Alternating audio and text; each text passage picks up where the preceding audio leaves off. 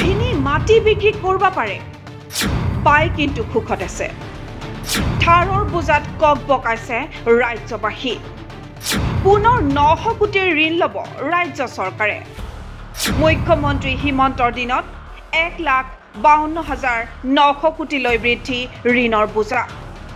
শ্ৰীলংকা পাকিস্তানৰ দৰে হ'ব নেকি অসমৰ অৱস্থা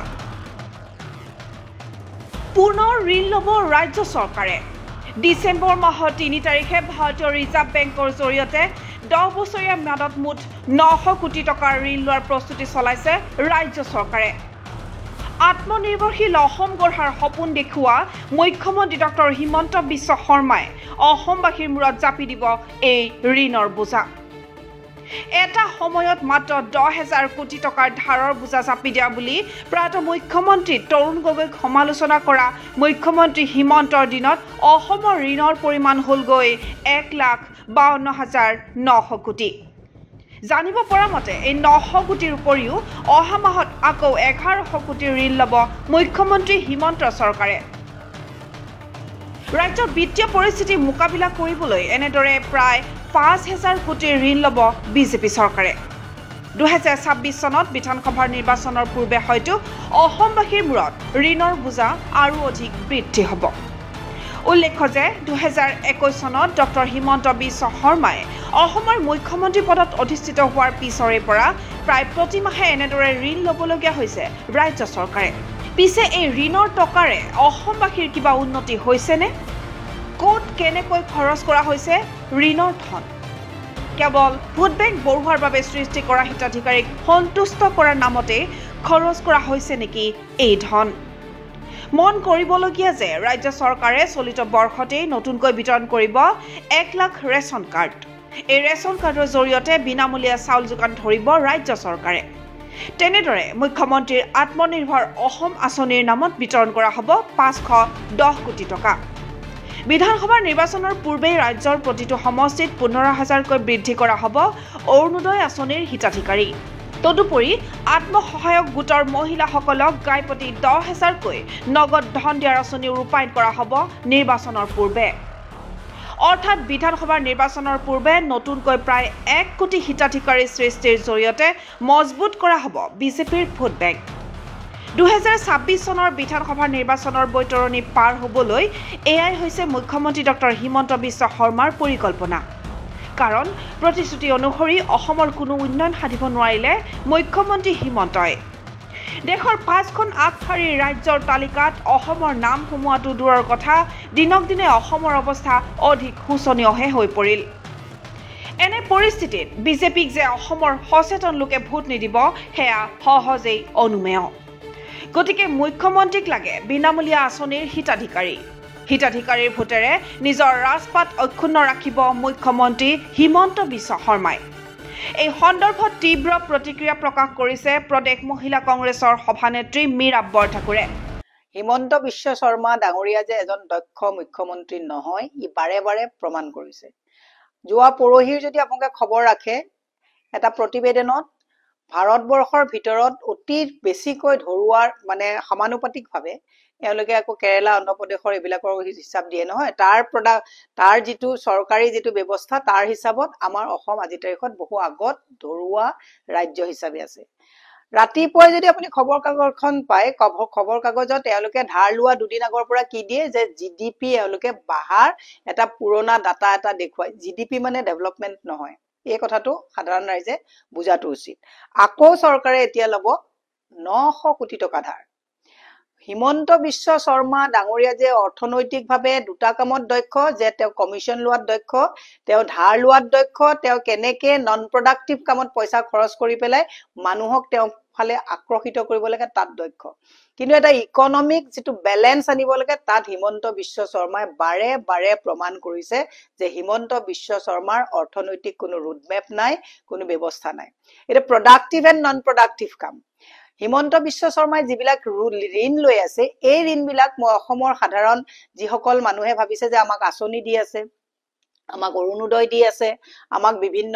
ব্যৱস্থা কৰি আছে। মই আপোনালোকক কৈছো প্ৰডাক্টিভ এণ্ড নন প্ৰডাক্টিভ, উৎপাদন আৰু অনুৎপাদনশীল কামত হিমন্ত বিশ্ব শৰ্মাই কিমান টকা খৰচ কৰিছে। বিশ্ব শৰ্মাই নন প্ৰডাক্টিভ কামত যিমান পইচা খৰচ কৰিছে, প্ৰডাক্টিভ কামত 100 টকাৰ মাত্ৰ 19 টকা তেওঁ প্ৰডাক্টিভ কামত খৰচ কৰি বাকি গোটেইবিলাক নন প্ৰডাক্টিভ কামত খৰচ কৰিছে। আজি তাৰিখত ধাৰৰ ওপৰত ধাৰ। হিমন্ত বিশ্ব শৰ্মাৰ চৰকাৰৰ দিনত 86 হাজাৰ কোটি টকা তেওঁ অকলে তেওঁৰ দিনত তেওঁ কি কৰিছে, লোন লৈছে। আৰু তাৰ কাৰণে কি কৰিব লগা হৈছে, আমাৰ চৰকাৰখনৰ, আমাৰ অসমৰ যিবিলাক বন থাকে সেই বনবিলাক তেওঁ নিলামত দি পেলাই অতি নিলজ্জভাৱে ধাৰৰ ওপৰত ধাৰ দি মানুহক ক'ব গৈছে যে মই আঁচনি দিছো, ইমান হিতাধিকাৰী দিছো, ইমান মানুহক ফ্ৰী চাউল দিছো, ইমান মানুহক মই কিবা কিবি বস্তু মানে ফ্ৰীকে দিছো, ইলেকশ্যনৰ আগত পইচা বিলাইছো। এই গোটেই খৰচবিলাক বেলেঞ্চ কৰিবৰ কাৰণে হিমন্ত বিশ্ব শৰ্মাই প্ৰতি মাহে বনবিলাক, আমাৰ যিবিলাক অসমৰ যিটো আমি এটা বেয়া ব্যৱস্থা আহিলে বা এনেকুৱা মানে সাংঘাতিক এটা নেচাৰেল কেলামিটি বা তেনেকুৱা এটা ব্যৱস্থা আহিলে অসমখনত আমাৰ যিবিলাক ব্যৱস্থা কেপিটেল থাকে সেই গোটেইবিলাক তেওঁ ৰিজাৰ্ভ বেংকত বনবিলাক নিলাম কৰি তাৰপিছত তেওঁ লোন লৈছে। দুৰ্ভাগ্যজনক কথা, টোটেল 1,56,000 কোটি টকাৰ ধাৰ এওঁলোকৰ দিনত হ'ল। তৰুণ গগৈ চৰকাৰৰ দিনত 15 বছৰত 10,000 কোটি টকা যেতিয়া ধাৰ কৰিছিলে, আপোনালোকে চাগে মনত পৰিছে, বিজেপিৰ যেতিয়া প্ৰথম ফাইনেন্স মিনিষ্টাৰ হিচাপে বগা কুৰ্তা পায়জামা পিন্ধি বেগটো লৈ হিমন্ত বিশ্ব শৰ্মাই কৰিছিলে, এইজন মুখ্যমন্ত্ৰীয়ে 15 বছৰত 10,000 কোটি টকা ধাৰ লগাই থৈ গ'ল। ৰাইজ আপোনালোকক কিমান বিপদত পেলাই থৈ গ'ল। এতিয়া মুখ্যমন্ত্ৰীক আমি এগৰাকী সাধাৰণ গৃহিণী হিচাপেই ক'লো,